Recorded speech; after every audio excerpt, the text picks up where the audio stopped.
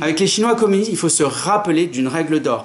Ils ne respectent jamais les gens qui leur sont inféodés. N'imaginez surtout pas que les Chinois vous apprécient. Vous êtes son valet, vous êtes leur valet, et les Chinois communistes ne respectent jamais les gens qui leur obéissent.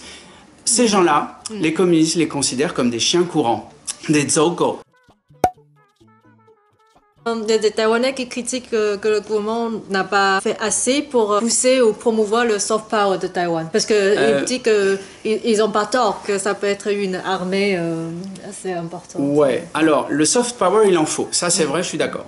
Mais quand on critique, si on critique Taïwan ou la France ou je ne sais qui, de ne pas avoir assez de soft power, on commet une erreur d'analyse. Le soft power n'est pas un outil aux mains du gouvernement. À partir du moment où on fait du soft power, on rate son soft power. Le soft power, c'est précisément quelque chose qui est issu des ONG, des entreprises, de la culture, de la population. Si ça vient entre les mains du gouvernement, ça va échouer. Ça n'est plus du soft power. Deuxième point. Troisième point, eh ben, je suis désolé, mais la gestion par Taïwan de la Covid, avec le nombre incroyable de publications que ça a entraîné, où on a vu Taïwan à la couverture de Time Magazine, c'est quand même hallucinant. C'est la 4e fois dans l'histoire qu'un chef d'État fait la couverture de Time Magazine. Voilà. Il y a eu Chiang Kai-shek, il y a eu Song Mei-ling, il y a eu Lee Teng-hui, et maintenant il y a Tsai Ing-wen. Donc du coup, le soft power, il y en a aussi. On voit les films taïwanais qui sont primés à Cannes, on voit la littérature taïwanaise, il y en a de plus en plus de traduits en France. Gwenaël Afrique et moi, à l'Asiatech, on vient de publier, enfin surtout lui qui a dirigé le bouquin, ce livre Formosana. Taïwan le fait, et le fait très bien. C'est même l'un des meilleurs pays au monde en termes de soft power aujourd'hui, et surtout avec des nouvelles formes de soft power. Donc je pense qu'il faut être un petit peu plus objectif. Taïwan se défend plutôt bien. Le vrai problème, ça n'est pas Taïwan, c'est la réception de ce que Taïwan fait dans l'esprit des gens qui ont 40 ans de retard, qui ont dénoncé la Chine maoïste, mais dont les modes de pensée dans leur crâne sont toujours les mêmes qu'il y a 40 ans quand ils étaient officiellement, explicitement maoïstes. C'est eux le problème, c'est pas Taïwan. Si on va parler de la politique française, je remarque que l'attitude française est un peu ambiguë vis-à-vis à la Chine, parce que ici l'accord avec la Chine, mais il a aussi envoyé le militaire, l'armée de la Chine aussi. Donc, est-ce qu'ils sont vraiment contre ou sont pour? Qu'est-ce qu'ils jouent? Ça dépend des partis. Ça dépend des présidents et des ministères et des ministres des Affaires étrangères. Ça dépend des circonstances. Mais ce qui est sûr, c'est que la Covid a changé quelque chose. Ce que nous disions sur la Chine depuis longtemps a éclaté aux yeux de tous les gens qui étaient bercés un peu dans la sino-béatitude ambiante depuis des années et qui est véhiculée par des gens comme Jean-Pierre Raffarin, dont on se demande ce qu'il se passe avec lui le soir quand il est à l'hôtel en Chine pour qu'il soit aussi pro-chinois. Donc on se demande s'il touche de l'argent quand il est président ou membre d'un conseil d'administration d'une entreprise franco-chinoise ou chinoise pour qu'il soit aussi pro-chinois. Et ce monsieur-là conseille le président de la République française sur la Chine. On se demande pourquoi Monsieur le Président de la République française, Emmanuel Macron, puisque c'est vous qui êtes au pouvoir en ce moment, réalisez que ça n'est pas un sinologue, qu'il est bercé d'illusions par le Parti communiste, dans le meilleur des cas. Parce que je ne connais pas sa vie privée, je me demande bien qu'est-ce qui fait qu'il a tellement d'arguments pour la Chine. Donc envoyer des sinologues qui sont critiques. Alors ces gens-là, ils font la politique française. Mais ce dont on se rend compte, c'est que avec la Covid, la Chine a menti, elle a caché, elle a mis en péril le monde entier et en plus elle bénéficie de la situation. Voilà, en nous vendant du matériel médical qui n'est pas toujours de très bonne qualité. Donc un pays pareil n'est pas un pays fiable. Et il faut d'urgence couper les liens, des liens qu'on ne peut pas défaire. Des liens, c'est très bien d'en avoir culturels, politiques, académiques, c'est merveilleux. Mais aucun des liens ne doit nous engager de manière irrémédiable. Nous sommes un pays souverain, il est inacceptable que nous vendions notre souveraineté à un pays qui n'aime pas les droits de l'homme, qui n'aime pas la démocratie et qui ne cherche qu'à une chose, c'est de nous infiltrer par tous les moyens. Ils s'en sont rendus compte et vous pouvez voir que Emmanuel Macron et Jean-Yves Le Drian ont changé d'attitude. Donc ça n'est pas contradictoire, c'est un processus en cours, et on a vu, grande surprise, Jean-Yves Le Drian au printemps de l'année dernière, non seulement tenir tête à la Chine. Mais, monsieur le ministre, bravo, vous êtes un fin sinologue, d'arriver à utiliser le type d'argument et de rhétorique de la Chine communiste pour lui renvoyer la balle. En disant, quand la Chine s'est plainte pour les frégates Lafayette, et que la Chine a dit que c'était scandaleux, qu'on avait un contrat d'armement, eh bien, évidemment que c'est un nouveau contrat d'armement. Qu'est-ce qu'il a dit? Mais non, ça n'est pas un nouveau contrat d'armement. C'est la suite d'un vieux contrat des années 90 quand nous avions vendu les... Ça, premièrement, rhétorique communiste. On mélange les choses, on tourne la réalité, on ment concrètement. Donc il a fait comme eux pour leur répondre. Et deuxièmement, il les a cloués au pilori en disant « Je crois qu'avec la Covid, vous avez mieux à faire. » Oui, c'est ça, c'est ça. En leur rappelant sans leur dire que la Covid, c'est eux. Eh bien, chapeau. Parce qu'une règle d'or, qu'on soit homme d'affaires, étudiant, intellectuel, universitaire ou homme politique, avec les Chinois communistes, pas les Chinois. Avec les Chinois communistes, il faut se rappeler d'une règle d'or.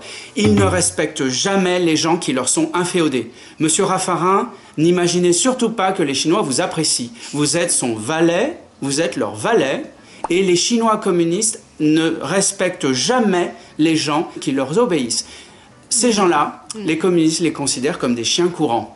Des zouko. Vous êtes tellement naïfs les uns les autres en pensant être des amis des Chinois que les Chinois évidemment se rient de vous. Vous êtes la risée des Chinois. Alors arrêtez de vendre la souveraineté de la France et défendez-la. C'est votre rôle en tant qu'homme politique. Mais ils sont quand même très puissants économiquement. Donc ils disent que peut-être vous avez besoin de la Chine pour le marché chinois. C'est ce qu'ils disent. On en a besoin tant qu'on pense en avoir besoin. Il suffit juste de ne pas dépendre d'eux et de reconstituer nos industries en Europe, nationales ou européennes. Nous avons des marchés assez grands en Europe, aux États-Unis et dans le monde pour ne pas dépendre de la Chine. Et nous ne devrions pas du tout dépendre d'aucun pays, et surtout pas celui-là, qui est la pire dictature de l'histoire du monde, quand elle a réussi à faire penser aux Chinois eux-mêmes qu'ils sont bien dirigés et que heureusement qu'ils ont le Parti communiste. C'est la pire expérience totalitaire de l'histoire du monde. Il y a beaucoup de pays occidentaux, ils ont fermé des instituts confucieux parce qu'ils font des propagandes chinois. Ouais. Et pourquoi pas la France? En fait, c'est un petit peu faux ce que vous dites, parce que la France, on ne le sait pas certes, mais en 2007, le ministère français des Affaires étrangères a fait une circulaire à toutes les universités françaises leur demandant de ne plus ouvrir d'Institut Confucius. C'est vrai, j'ai eu cette circulaire sous les yeux, puisque à Lyon, j'étais moi-même porteur d'un projet d'Institut Confucius, non pas parce que je les apprécie, mais parce qu'il y avait un projet à Lyon 3, avec Lyon 2. J'ai proposé un projet d'Institut Confucius, et je l'ai retiré quand j'ai vu cette circulaire. La vérité, c'est quoi? Le Hanban à Pékin, il y a une quinzaine de ministères qui en font partie, dont un, le ministère de la Défense. Et pourquoi un Institut Confucius ne parle pas de Confucius? À Pékin, au Hanban, quand j'y suis allé, je leur ai dit, mais je suis un grand méchant, je leur ai dit, est-ce qu'on peut parler de Confucius à Lyon dans l'Institut Confucius? Ah ben non, pas du tout, c'est pas fait pour ça. Ah d'accord, alors il faut m'expliquer. Alors du coup, les instituts Confucius, c'est une plaie.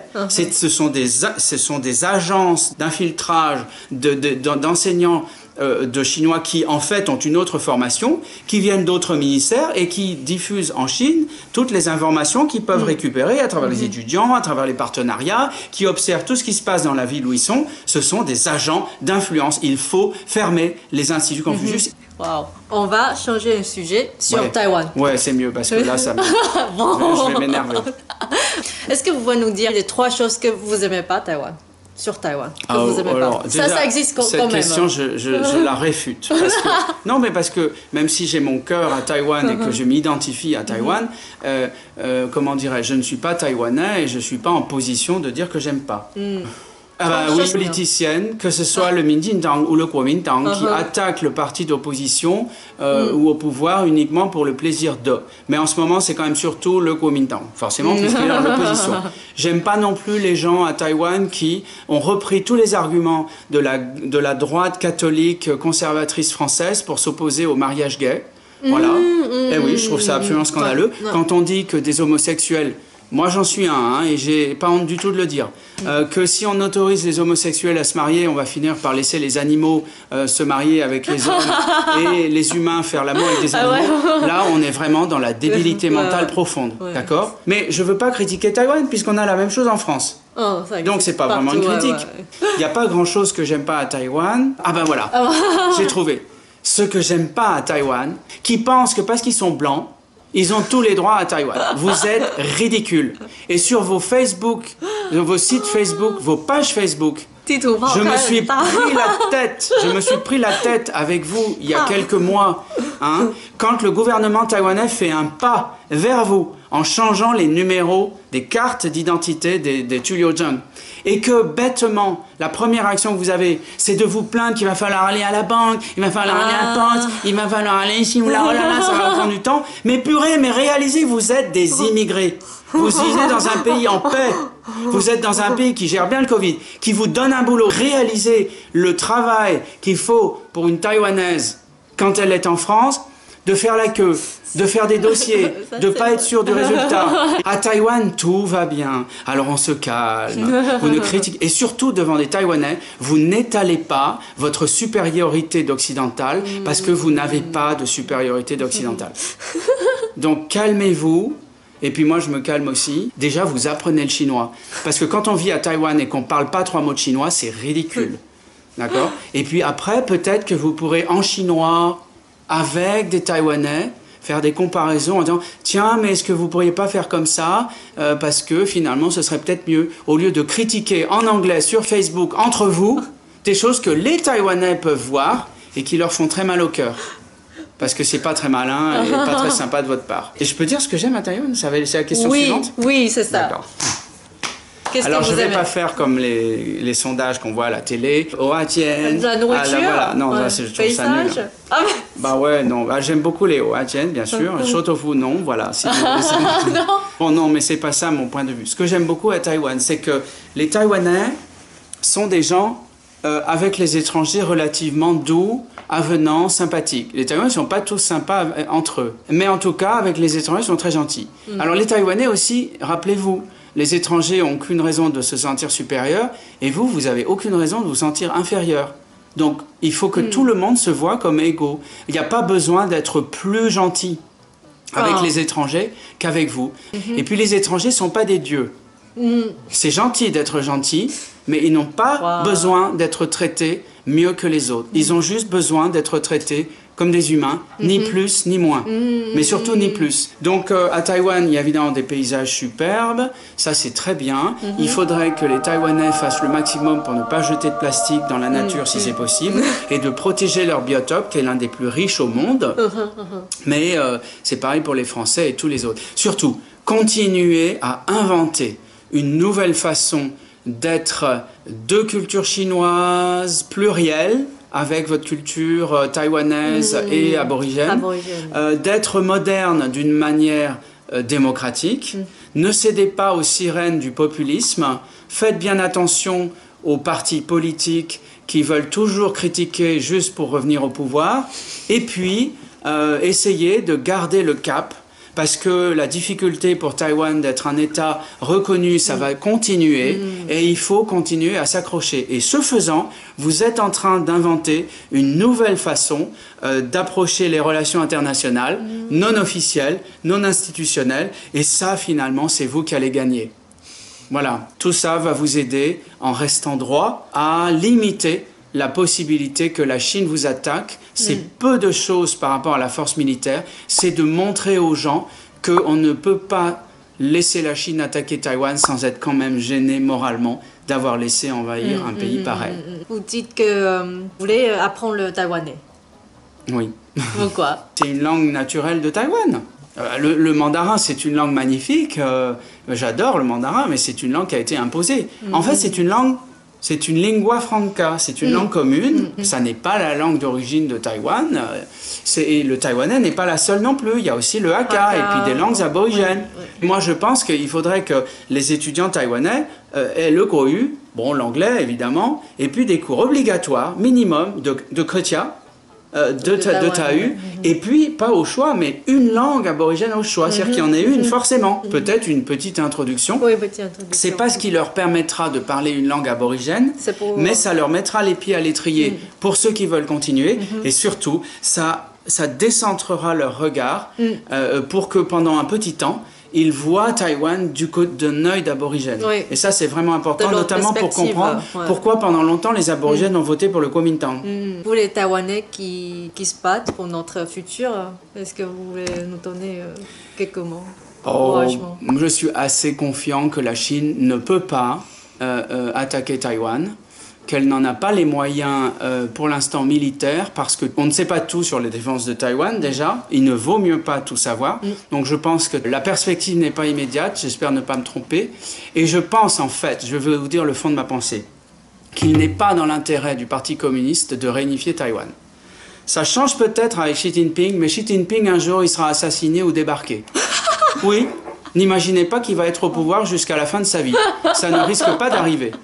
Bien. Et ça n'est pas dans l'intérêt du Parti communiste. Parce que le jour où le Parti communiste réunifie Taïwan, c'est le début de la fin du Parti communiste en Chine. Parce qu'il y a deux solutions. Soit il instaure une continuité bureaucratique et politique. Alors évidemment, une réunification par la force, ça veut dire un pays de système, bye bye. D'accord? Donc le Parti communiste fait ce qu'il faut. Soit il instaure une continuité bureaucratique, ça veut dire flux de mouvements, flux de population libre. Mais les gens en Chine vont comparer la situation entre Taïwan et la Chine.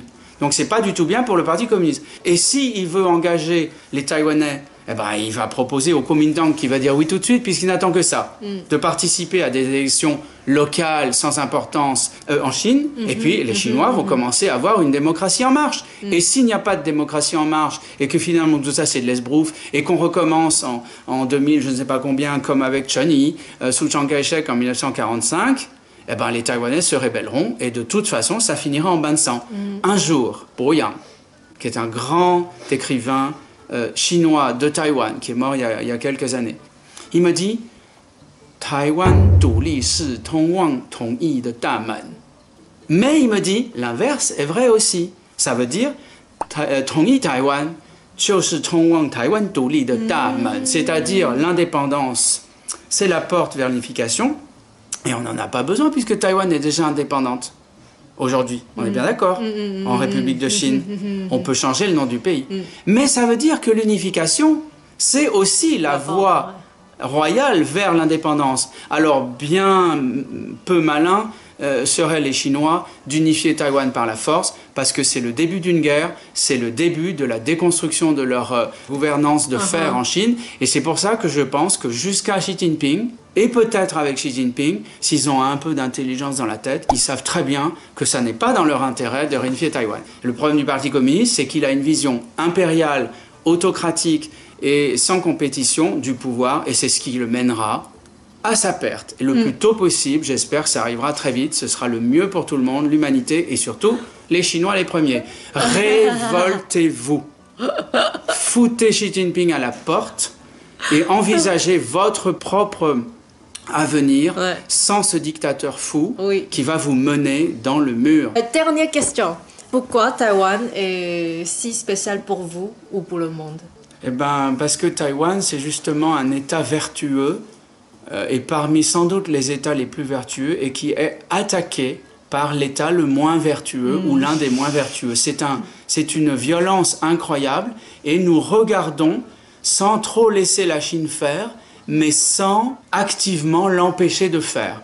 Taïwan, c'est un sujet qui dérange et qui est victime de son passé. Quand Chiang Kai-shek contrôlait Taïwan, on a acquis une image fausse de Taïwan, parce que Chiang Kai-shek n'était pas non plus un monstre, même si c'est lui qui a commandé les massacres de 1947. Voilà. Chiang Kai-shek, c'est pas vraiment un monstre, c'est surtout un perdant. Mais le problème, c'est qu'en France, à l'époque et dans le monde, on a tous choisi Mao Zedong pour des raisons idéologiques, voilà, et qui sont complètement idiotes, qui se sont avérées infondées, mais les gens n'ont pas changé. Donc, choisissant Mao Zedong, ils ont détesté Chiang Kai-shek à Taïwan, ils ont détesté Taïwan, et ils continuent à détester Taïwan. Alors que les Taïwanais sont les premières victimes de la terreur blanche de Chiang Kai-shek, Taïwan n'a pas choisi d'être la Chine libre de Chiang Kai-shek. Et ces gens-là ont compris que Mao, c'était pas ce qu'ils pensaient, mais leurs structures mentales n'ont pas changé. Donc pourquoi Taïwan est si spécial?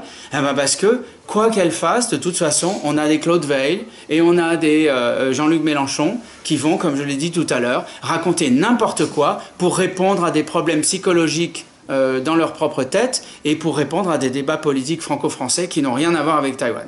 Ces gens-là sont des criminels de la pensée et Taïwan doit se battre tout seul et avec nous, les universitaires spécialistes de Taïwan, pour vous défendre. Ouais. Mais c'est malheureux et il faudrait que les démocrates du monde entier s'unissent pour, un, empêcher la Chine d'arriver à ses fins et deux, soutenir un pays comme nous, le nôtre, qui fait partie du même club des démocraties libérales, respectueuses des droits de l'homme, qui sont le seul avenir que j'espère pour l'humanité. Et c'est pas la Chine qui nous le donnera.